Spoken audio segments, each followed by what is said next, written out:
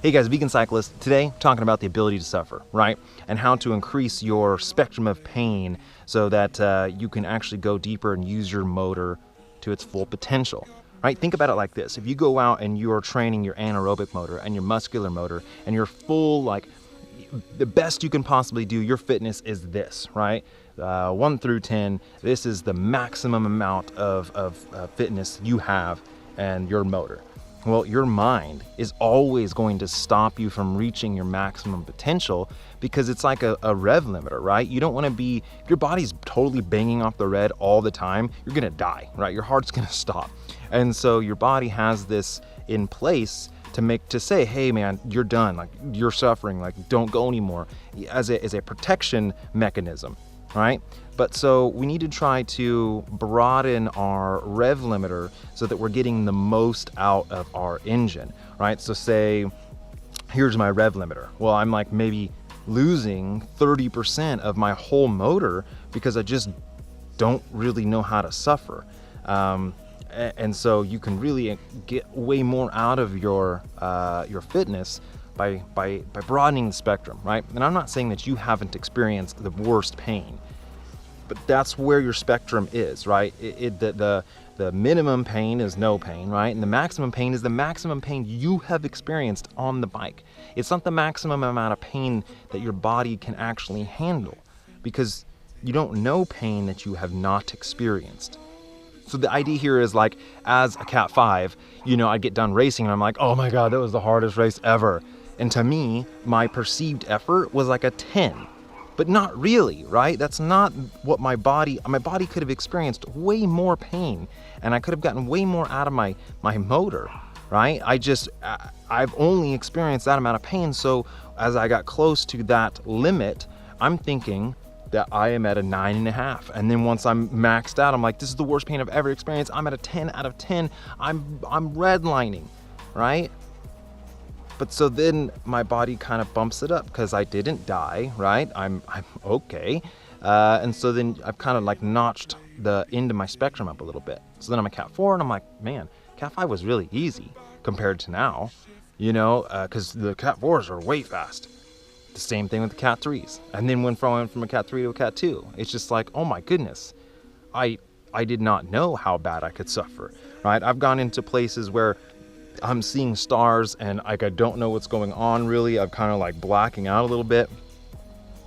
I never used to be able to reach that, 2 or 3 years ago. So let's look at it like this. Here's your total spectrum, right? 1 to 10. This is the most amount of pain you've ever experienced on the bike. All right. So when you are here, like at 90%, your perception is you are a 9 out of 10 of pain.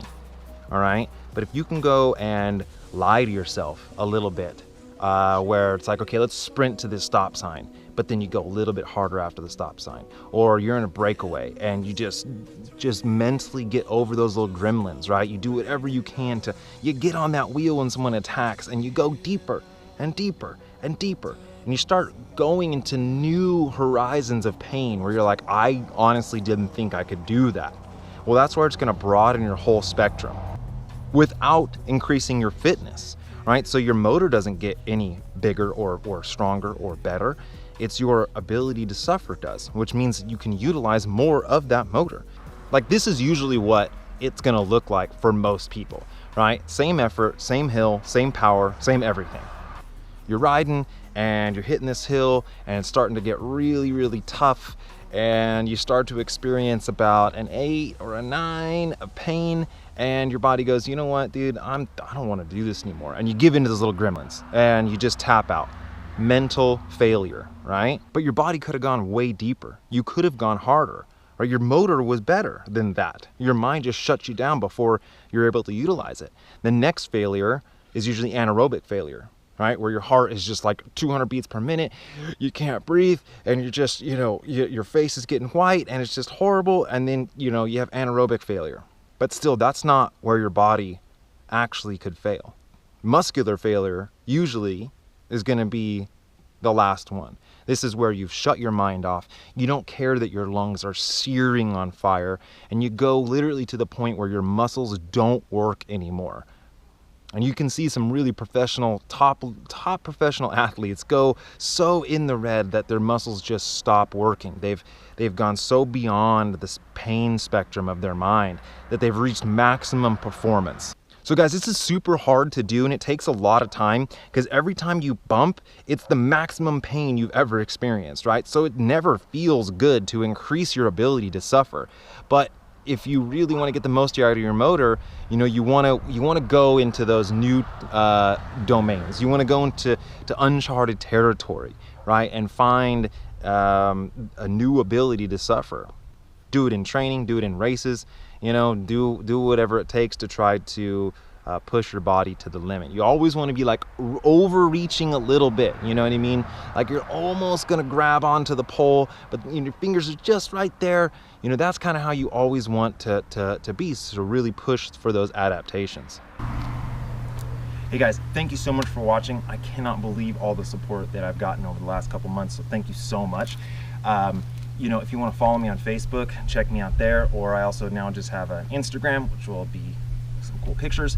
But so ultimately, guys, all the information that I'm sharing here is my take on it, my outlook on the information or data that I have and my experiences, right? So I'm not an expert. I try to get experts to comment or chime in on some of this stuff I'm saying, so I know that it's not bogus.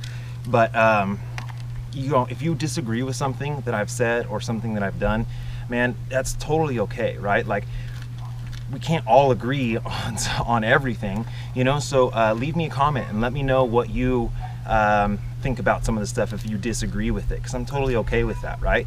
Let's have a discussion, man. I'm open to everything. I have a super open mind. So, you know what? I can't track sound any longer. Thanks, guys. You.